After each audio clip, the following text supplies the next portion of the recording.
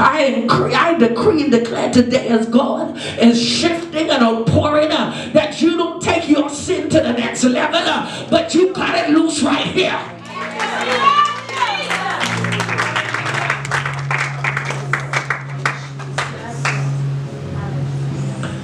And so Uriah doesn't go, and David is in a position, and so David sends Uriah back to battle, but he sends a note with him. And the note said, put him in the most fiery battle. Don't put him in this battle. Go get a fiery one. Get the one that you know we can't overthrow. Put him in the most fiery battle and put him on the front line. Make sure that he dies. He sends him with a suicidal note. With a murder note.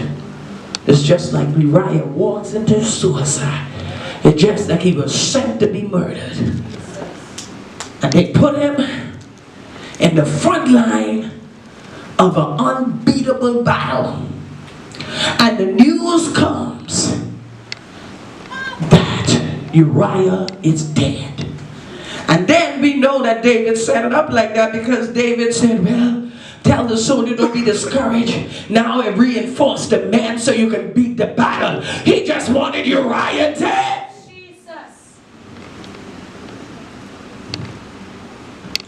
And now David takes Bathsheba and marries her and think that problem solved. Look at somebody, say sin is never solved.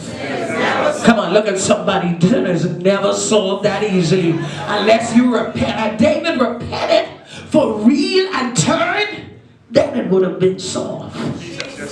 But he didn't do that. And so now David is living up, waiting on his baby to be born. And Nathan's the prophet comes to the house. Samuel is on the way now, and Nathan comes to the house. And Nathan said, you know, there was this man. And he began to tell the parable about this man who had one little, I think it was lamb, and how he could have had all the others. But he had this one, and he took this one from this poor man, etc., etc.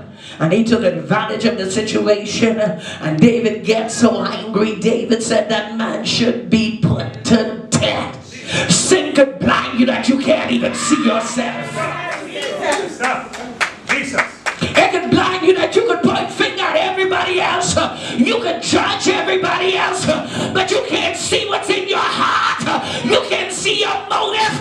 You can't see your lifestyle. You can't deceive when you're deceiving. You can't deceive when you're manipulating. You can't deceive when you're undermining.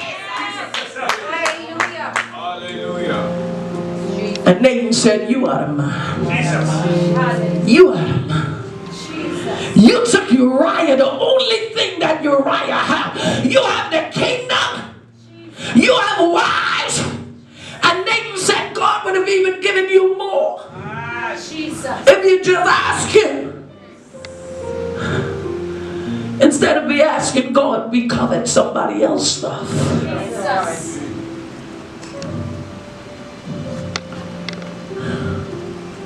You could have gotten more. But instead of taking more, you went and you took the one thing that God wasn't even concerned that Uriah wasn't checking for Bathsheba. You see, when God gives a command, he wants everything to line up to it. You can't justify it. You can't figure it. You can't twist it. If God say rebellion is the sin of witchcraft, he don't care that you had a reason to rebel. He just told you don't rebel. If God say don't lie, don't steal, obey your parents, he don't care about all the other stuff. As long as you do what he tell you to do, he'll line up everything else. Hallelujah.